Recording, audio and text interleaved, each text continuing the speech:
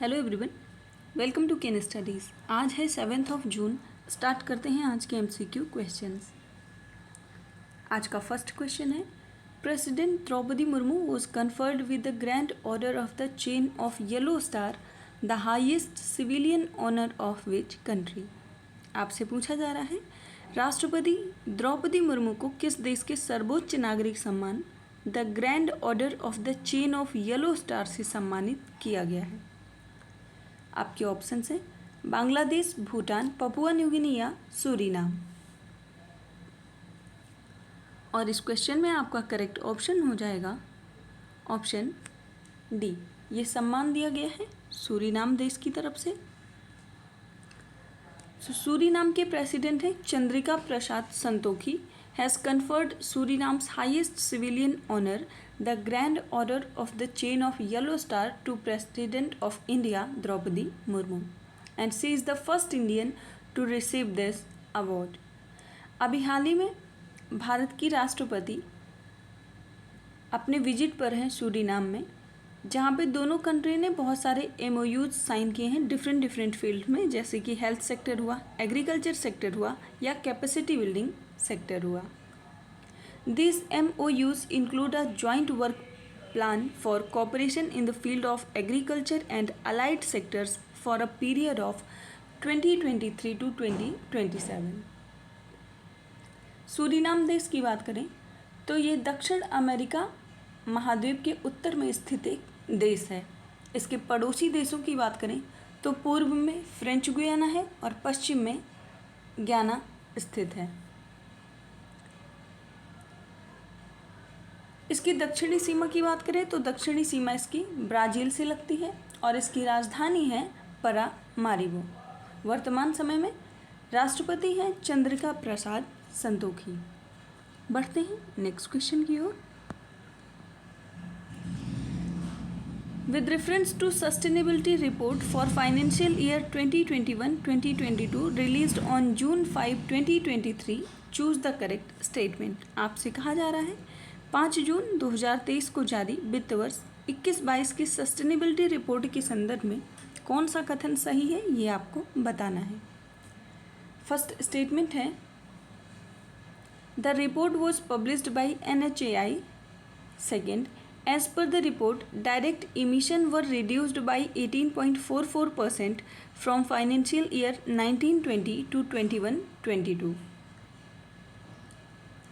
Greenhouse gas emission also saw a decline of 9.7% in financial year 2020-21 and 2% in financial year 2021 and 2022. आपसे sustainability report के संबंध में कौन सा कथन सही है, ये पूछा गया है। और आपका करेक्ट ऑप्शन हो जाएगा ऑप्शन ए। सस्टेनेबिलिटी रिपोर्ट से संबंधित आपके तीनों ही कथन यहाँ पर सही हैं। Union minister for road transport and highways Nitin Gadkari ने इसको रिलीज़ किया है। NHAI का first sustainability report for financial year 2021 and 2022। ये कवर करता है national highway authority of India's governance structure, stakeholders, involvement and social responsibility initiatives. बढ़ते हैं नेक्स्ट क्वेश्चन की ओर।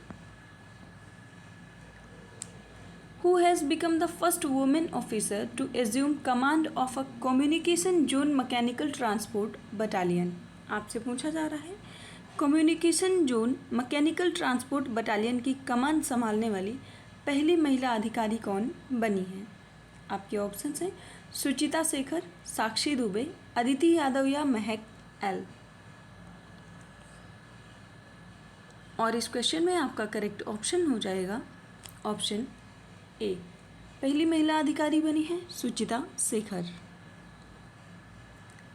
Colonel Suchita Shekhar has become the first woman officer to assume command of a communication zone mechanical transport battalion।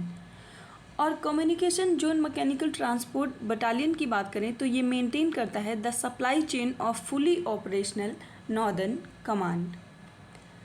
Recent समय की बात करें तो Indian army ने encourage किया है women's presence at the top of the hierarchy and this is a significant step towards promoting gender equality and inclusivity in Indian Army.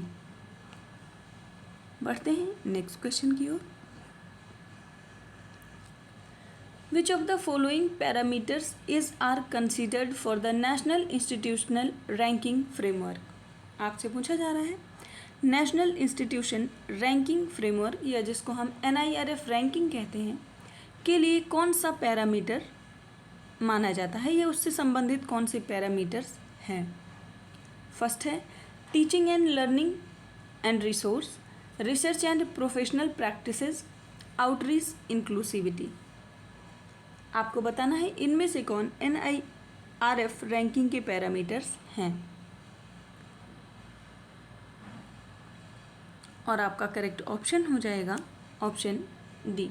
ये तीनों ही इसमें शामिल हैं. हालांकि इसमें 2 और हैं. NIRF की रैंकिंग में कुल 5 पैरामीटर्स होते हैं. सो NIRF की बात करें तो ये एक रैंकिंग मेथडोलॉजी है adopted by the ministry of education and the government of India to rank institutions of higher education in India, and depending on their areas institutions have been ranked under 11 different categories. तो अलग अलग क्षेत्र से संबंधित 11 different categories यहाँ पे बनाई जाती हैं, जैसे कि overall, university, colleges, engineering, management, pharmacy, law, medical, dental और रिसर्च. 5 पैरामीटर्स की बात करें तो उनमें फर्स्ट है teaching learning and resources, second है research professional practices and collaborative performance, third है graduation outcome, fourth outreach and inclusivity और फिफ्थ है परसेप्शन.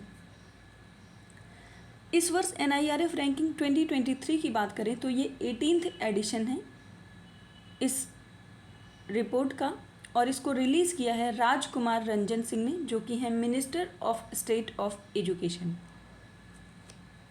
और इस बार NIRF रैंकिंग में IITs ने इस रिपोर्ट को डोमिनेट किया है.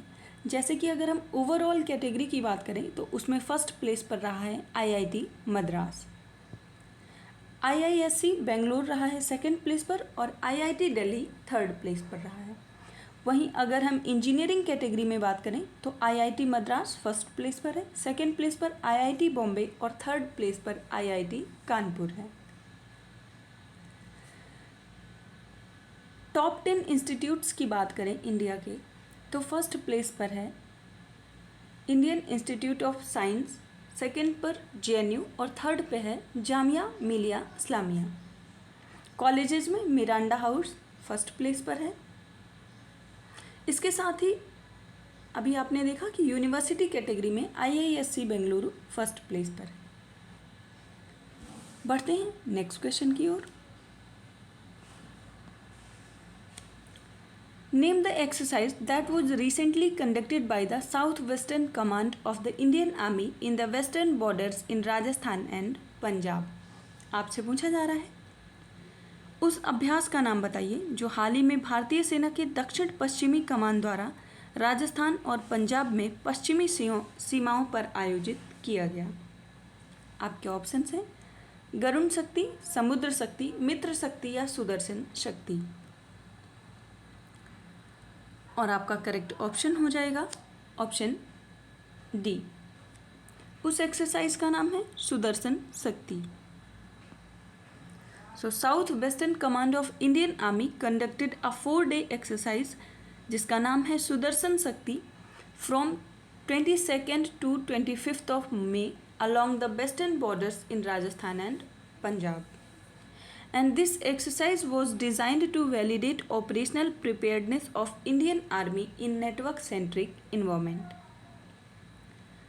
The joint war exercise included the participation of various units from Indian Army and other defense forces to test their readiness and capability in dealing with the different scenarios.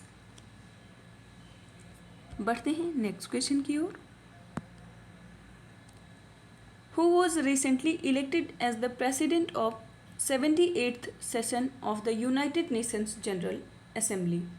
आपसे पूछा जा रहा है हाल ही में संयुक्त राष्ट्र महासभा के 78वें सत्र के अध्यक्ष के रूप में किन्हें चुना गया है? आपके ऑप्शंस हैं मोहम्मद बंदे, कसाबा कुरैशी, डेनिस फ्रांसिस या अब्दुल्ला शाहिद।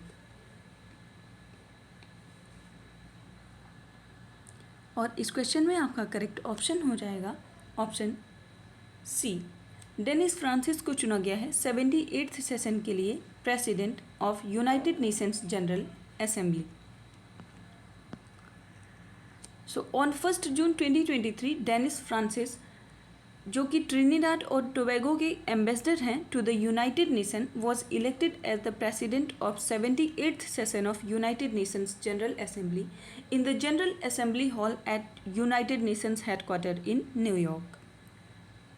डेनिस फ्रांसिस की बात करें तो he will take charge as president of United Nations General assembly eight the beginning of 78th session in September 2023। और इन्होंने हराया है कसाबा कुरैशी को, जो कि हंगरी के प्रेसिडेंट रहे हैं, हंगरी से संबंधित रहे हैं और ये प्रेसिडेंट रहे हैं 77वें सेशन में यूनाइटेड नेशन जनरल असेंबली के। आज के करंट अफेयर सेशन में इतना ही। धन्यवाद।